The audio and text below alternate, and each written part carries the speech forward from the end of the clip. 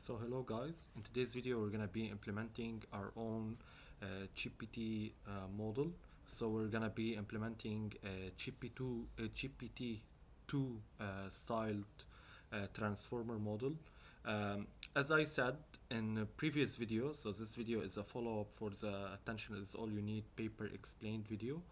In that video I already explained that the GPT model is a decoder only transformer. So if you remember, um, here we have a transformer. So in a GPT model, we would be having just the decoder over here. Okay, so we would input a sentence. Let's say I go to, and we would want him to predict school. So we would input our words and he should be learning to predict the last word. And this is what we're gonna be doing in this video. So without further ado, let's get started. Now in the first cell, it's nothing but like some basic imports and running the GPU. I wanna state that the GPU here, which you should change to T4 GPU, isn't enough to train a large language model transformer. However, I did some tricks to make it give a slightly okay result. You would need a much more powerful GPU. Now, if you remember, so let me delete. If you remember, we explained that the steps are, I have an input paragraph. So the first step would be to embed it. So we transform every word in this paragraph to a vector. So initially we have, let's say, I go to school. And the first step would be to have it in a vector of size 256. Same for go, same for to, same for school. So OpenAI, they have their own tokenizer. So it transforms words into tokens, to numbers. However, I decided just for fun because I found a GitHub repository that did it, to implement my own tokenizer. So this function it looks, if we have the file locally, it fetches it, else it has the link, it goes online to get it. The bytes to Unicode, you don't really have to understand this part. So this part, as I just said, is the only goal it has is to get an input paragraph and transform it into a set of vectors. However, I'm gonna give a very brief explanation.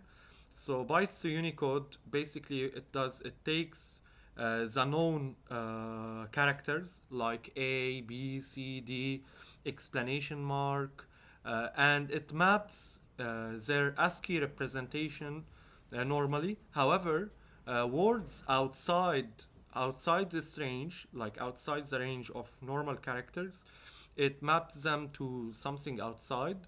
So let's say you have \n. \n can't really be represented, so it adds 256 to it and makes it a funny character, like this character over here. So this character over here was previously a funny character. So this is what bytes to Unicode does. Now, and this is a tokenizer class, and basically, as I said earlier, it takes an input paragraph and it transforms it to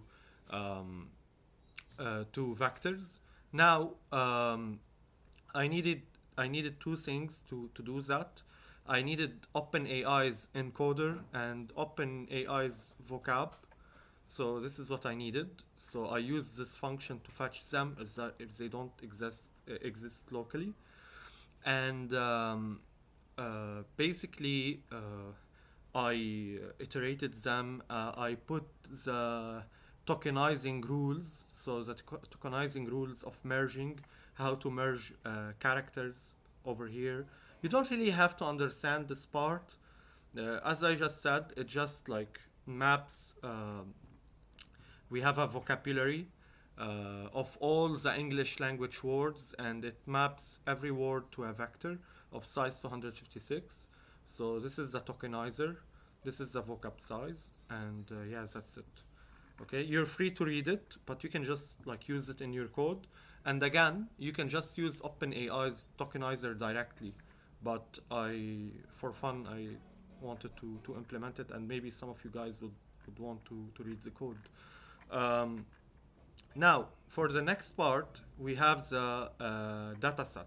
So I decided to train it on a tiny Shakespeare dataset of just 1 MB size. So it has some plays written by Shakespeare.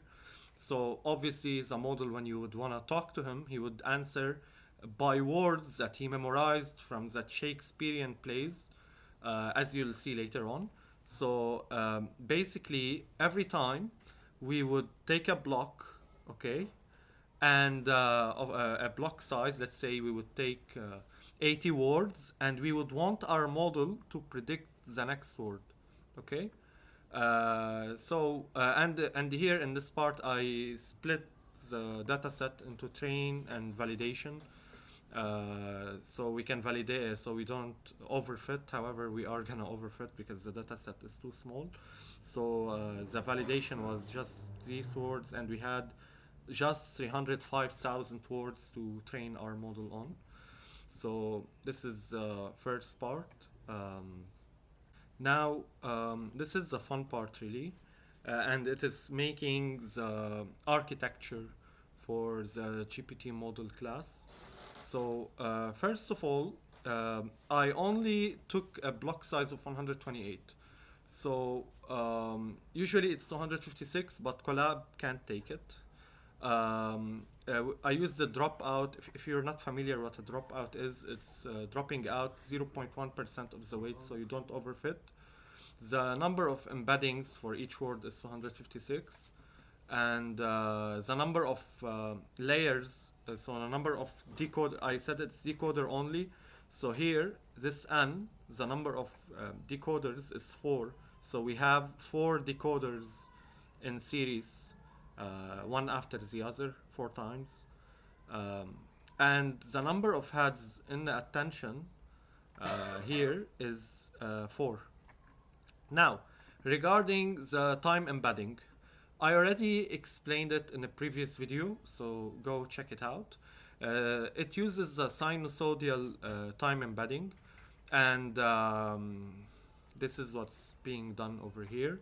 So the formula for the sinusoidal time embedding is written over here. So this is what's written here in the code.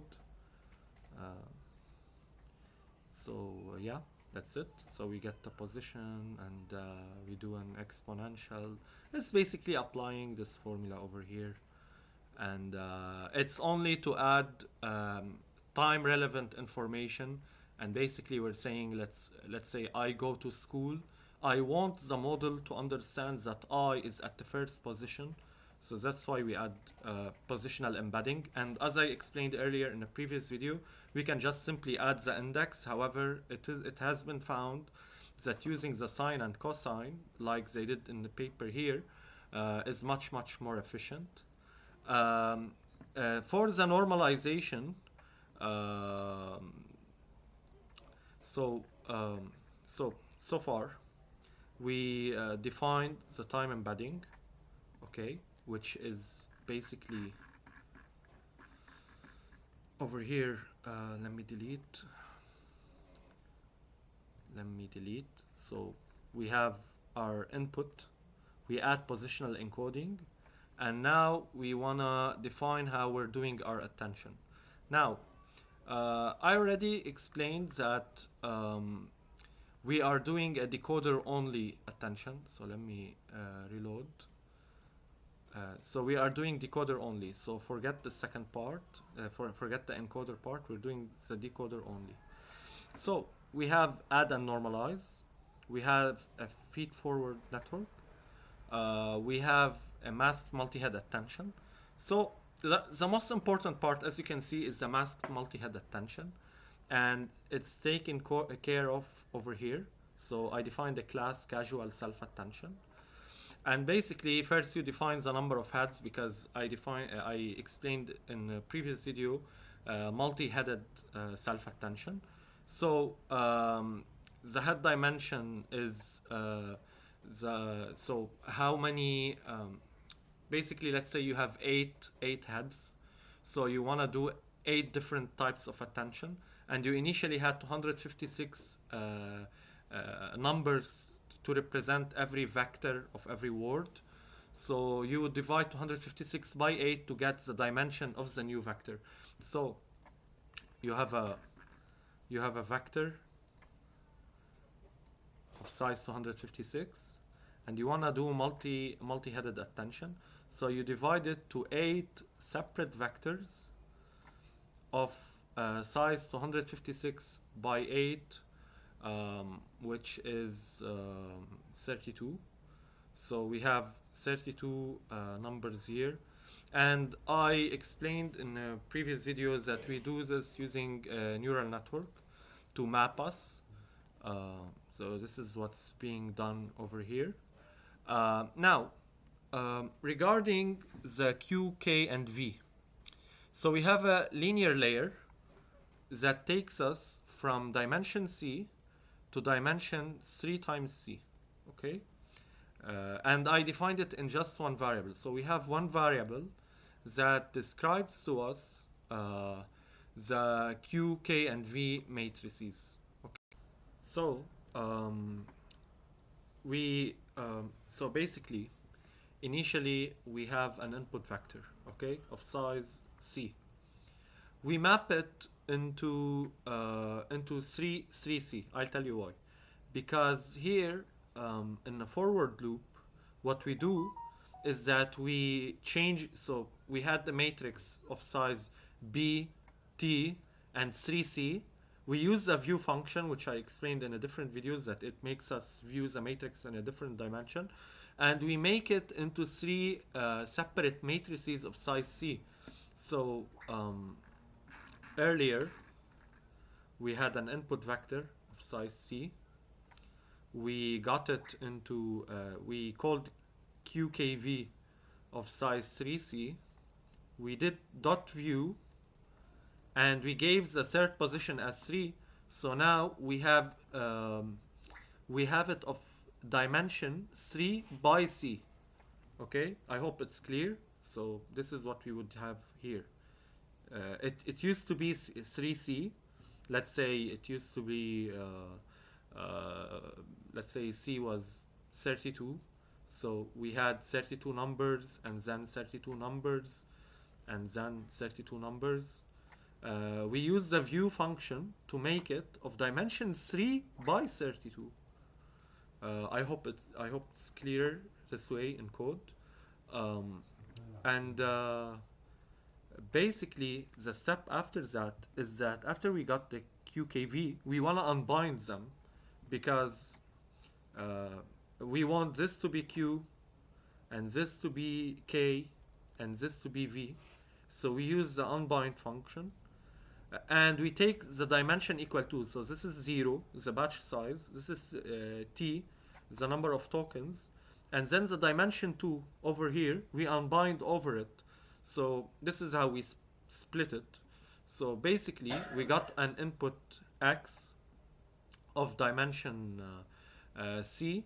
We go from C into 3C, and yes, that's it. Okay, and this is how we get Q, K, and V.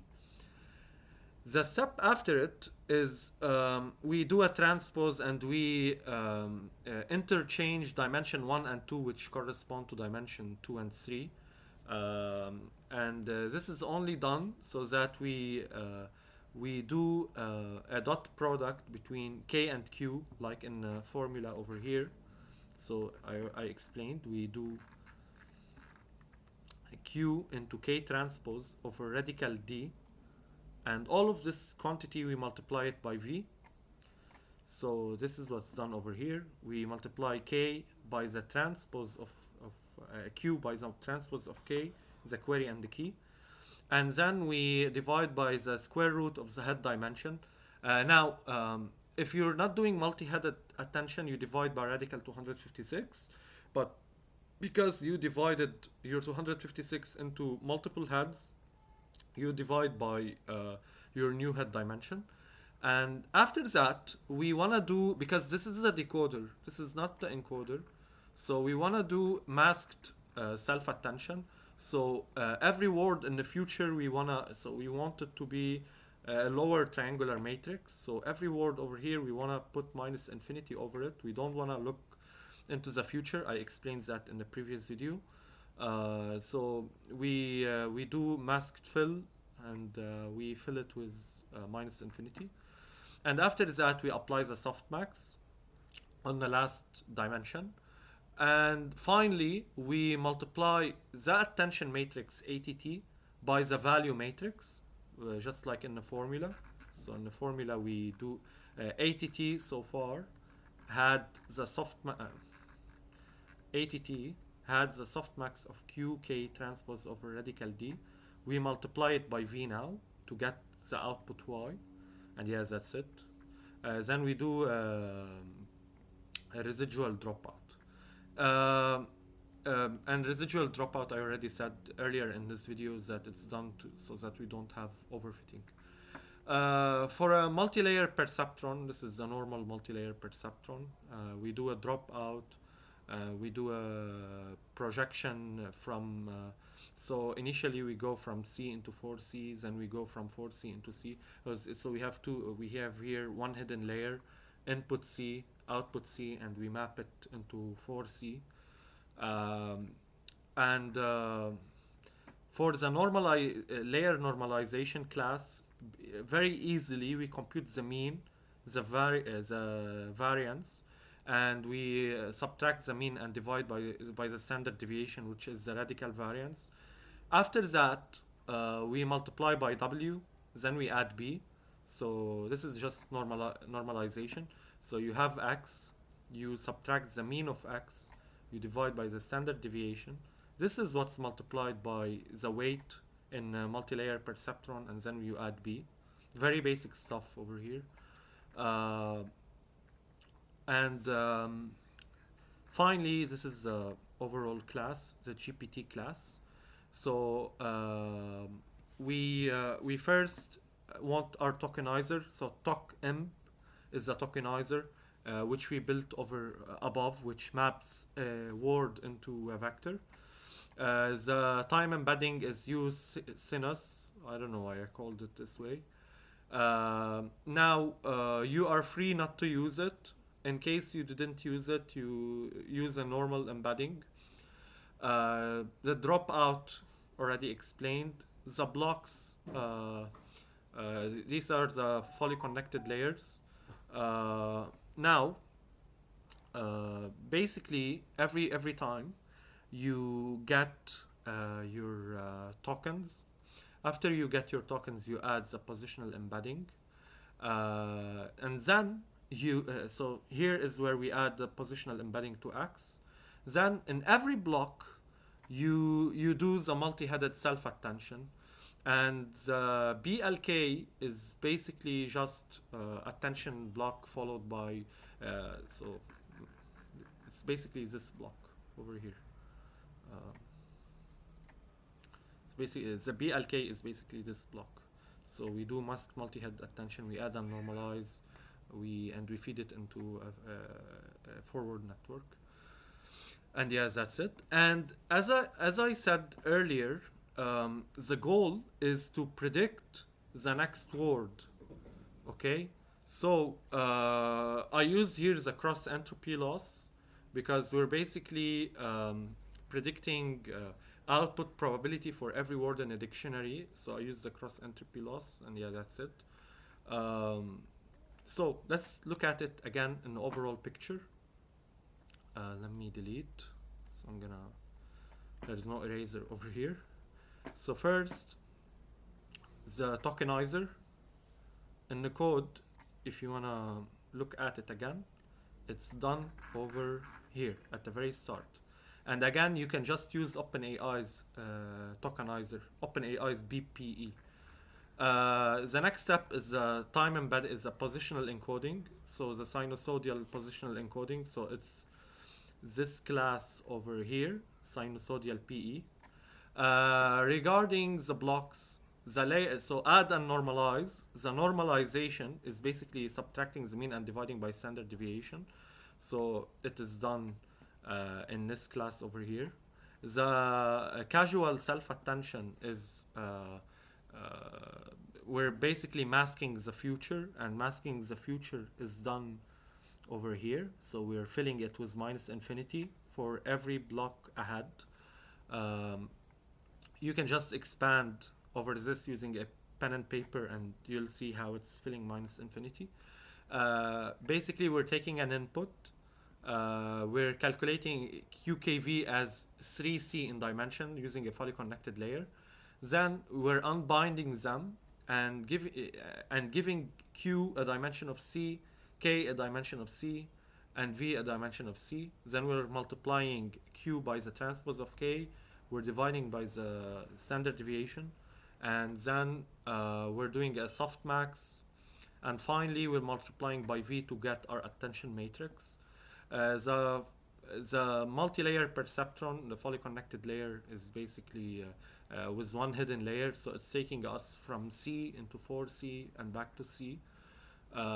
So every block first does a layer normalization. Then it does an attention. Then it does another layer normalization, and finally does an MLP. And basically, and don't forget the skip connections. So here in the original paper, they do a multi-headed attention, then normalization, then they do add a skip connection. So guys, it's very important. Don't forget the skip connection, or your model will take a lot of time to converge. I explained why we use skip connections in a different video, and here we have another skip connection. And this is where I do it in the code: x equal x plus self dot attention of the fully connected layer. And the GPT model, basically we have self dot blocks. It's a module list of the block over here. And in forward network, we tokenize our input paragraph. We add positional embedding, and then we pass x by every decoder. Then we compute the logits, and we compute the losses. This is our training loop. We divide our dataset into train and validate.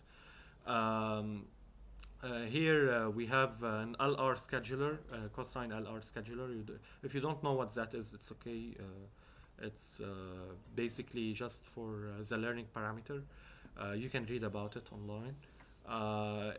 Basically, in eval loss, every time we call our model and we compute the loss, and we call our optimizer. Now, I ran the training just for 8,000 steps, which should take like 7 minutes. If you want a really converging model, you should train it for at least, 24 hours. And you should have even more parameters. So here we just have, I know the batch size is 4, but I did gradient accumulation. And if you don't know what gradient accumulation, basically you're kind of like accumulating the gradient, and this would be equivalent to using a batch size of 56. However, we even want more. We want like a batch size of 128. Also, be aware that increasing the accumulation steps will make your training run for a longer period of time. And you also need more steps. You need more heads. A better fully connected network, but all this would actually make you have a way longer training time, and I wanted something short for this video, so I trained it. It reached a 5.5332 training loss, and here I used the decoder over here. So basically I gave it Juliet. I told him generate 80 words. So when I say Juliet, so kind of I'm like asking my ChatGPT, my own ChatGPTs that I made over here. I said Juliet, and I waited for him to see what he'll say. So he said, and he wasn't trained enough to understand English grammar. However, he said Juliet, my for, and Z him. If you read Shakespearean novels, you'll see that he used the THY a lot. The U in Nolat, King Golos. So now here he's creating names with like a dialogue because, as you remember, Shakespeare's texts are plays. So usually you have a character with two dots and he's saying something. So King Golos said, and will. Minan IUS, where he is also creating another character. He said, I have the his. And then you can see if you train it for a longer period of time, I hope it'll give something that makes more sense. Also, you can use another data set. So I use the Shakespearean data set. However, you can use a bigger data set, which, if you want to train it for a longer period of time, which would give better generations actually. That's it for today's video. If you have any questions, feel free to leave them in the comments. I hope it was clear. I try to be as fast as possible because I got comments saying that the videos are taking too long. If you have questions, try reloading the video. You can also message me on my LinkedIn that I'll leave in the description. And I will leave a link to the code on GitHub. You can just download it and run it to the cell for your university project. But I do recommend that you also solve the labs that I will leave. That's it for today's video, guys. I'll see you next time. Bye.